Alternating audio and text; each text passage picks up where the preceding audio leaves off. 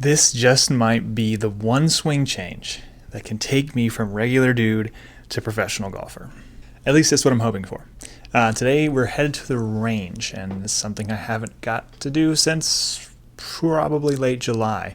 Our range at Crosswinds has been closed, so I've been trying to make a swing change on the course, which has gone about as well as you think it might, which is to say terribly.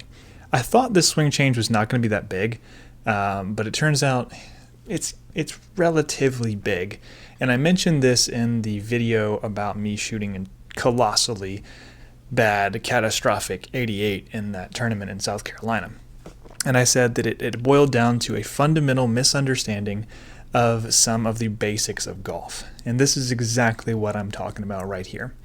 I was under the impression that when people said the hips started the downswing, it meant that the lead hip, in my case the left hip, needed to rotate away from the ball. Now this caused me to, start with the hips, which I thought was correct, but it really just ended up getting me stuck behind the ball. See, I was just basically spinning out. As you can see here in this video, I'm starting with the hips, and that gets my trail arm stuck behind my body, my weight on my back leg, leading to some absolutely massive block cuts and occasionally some snap hooks. And obviously, this is not going to get you to the PGA Tour. What we're trying to do with this new swing, and I guess it's not necessarily a new swing so much as it's just a change to how I understood the swing. What we're trying to do here is get the weight moving forward first. So from the top of the backswing, yes, the hip still starts the downswing, but it is not spinning me out.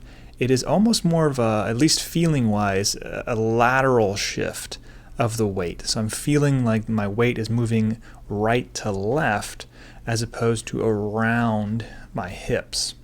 So what happens here is my lead hip is going to push forward first, getting that weight off the back foot, allowing me to make the turn and then clear the hips. So it's a little bit of a timing thing and a little bit of a sequencing thing. Yes, the hip is still leading the downswing for me.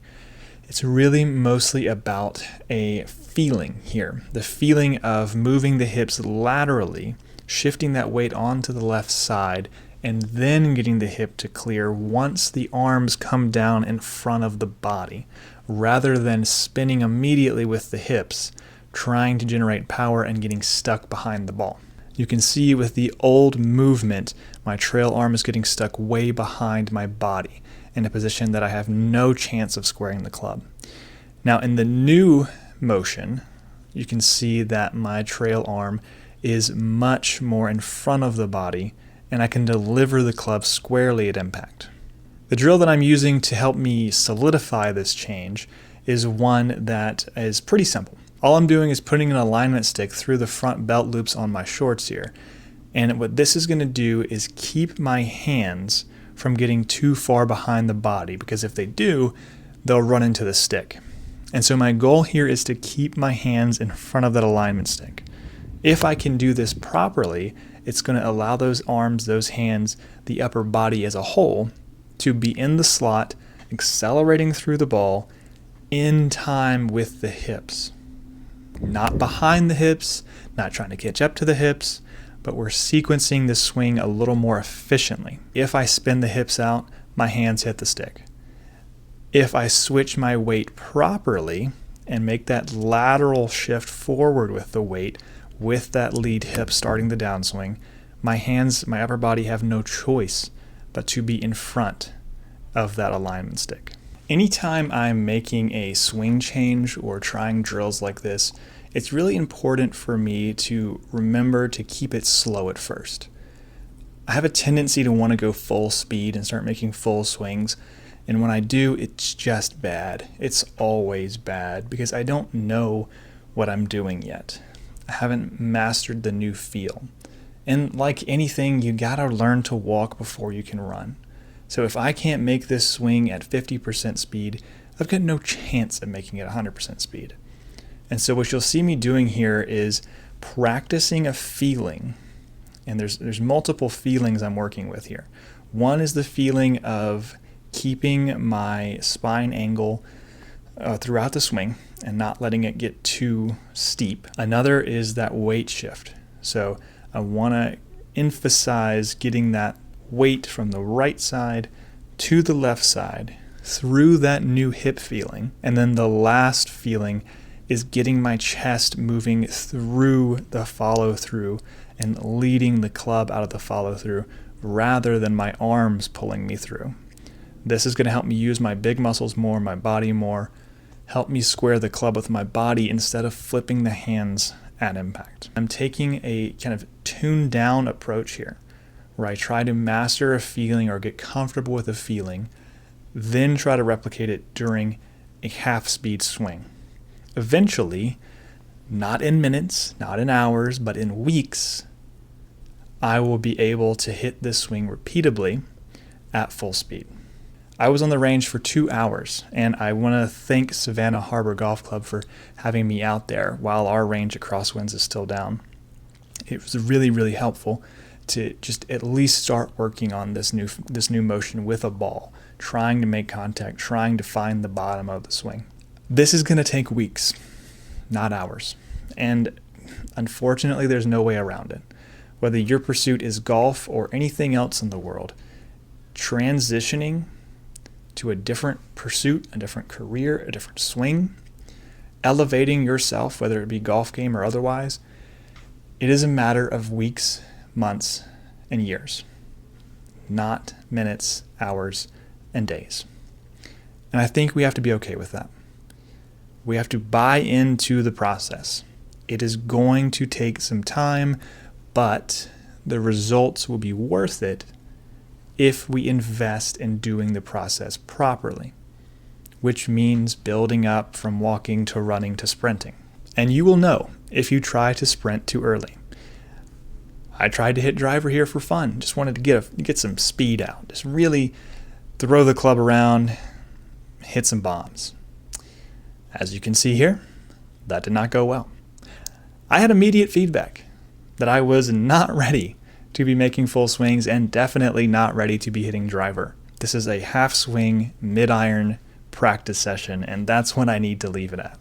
So you can see here I put my 2 psychology degrees to good use, gave myself some very positive self-talk, and luckily before I decided to break my driver, it went back in the bag safe and sound where it should have been the whole time. Golf, life, anything, patience is key. Patience is required, especially when you're making a change. Like I said, this change is one that needed to happen. The cracks were starting to show. It culminated in an 88, in the worst tournament of my life. But that feedback, that data was necessary because it told me I had a misunderstanding of the swing. So with that in mind, I am withdrawing from my next tournament. I was supposed to play on the Carolina Mountain Tour in Clemson on the 16th, I think, of September. We're going to nix that one. I just won't be ready. We still don't have a range at Crosswinds, and I need time to get this swing feeling like I want it to, feeling confident with it, feeling like it's in my control. So the next tournament we'll be playing in is likely going to be early to mid-October. I'm aiming to play one on the Florida Minor League Tour, so this is going to be down in Florida. I will update you as soon as I commit to one, but I'm not willing to commit to a tournament and pay a lot of money for an entry fee before I feel like I can compete, before I feel like I know where the ball is going. This is a feeling I know a lot of you will probably be familiar with, being uncomfortable with a change. That's fine. Being uncomfortable with the change is not the problem. The problem is not giving yourself time to feel comfortable and confident and in control. It just takes time. That's the bottom line. It's going to take time for you to iron out all the kinks, to feel better in what you're doing. If I've learned anything on this 1.5 year journey from regular dude to professional golfer, it's that I need time. I need reps. The PGA guys, like the Rory McIlroys of the world, have spent literal decades honing their swing and perfecting their craft. I am insane if I think that a 2-hour range session is going to give me a swing that can compete with Bryson DeChambeau. It's just not going to happen. I've come a long way in a year and a half, from about a 6 handicap to scratch, maybe +1 on a good day. But I need weeks and months to get where I feel very comfortable competing on a professional level. And even that timeline is incredibly sped up. A lot of the guys I'm competing with had 4, 5, even 6 years with the COVID year of collegiate golf experience, meaning they're playing against good players, playing at great courses, playing with good coaches. I don't have any of that. So we need time, and we need the patience and the grace to give ourselves that time without prematurely judging ourselves. And this is especially true for me because I'm really bad about it. If the swing doesn't go perfect the first time I try it, I tend to get down on myself. This is kind of me talking to you, kind of me talking to me, just to have it out there as a reference for when I watch this video back or when I watch other swings back. Take a breath, man. Just breathe for a second. You are way behind in terms of the amount of reps. Give yourself a chance to make this swing change because it is necessary, it will be helpful, and in the end, it will get you where you want to go, but it just takes time. So with that being said, I will see you in the next episode of Tourbound.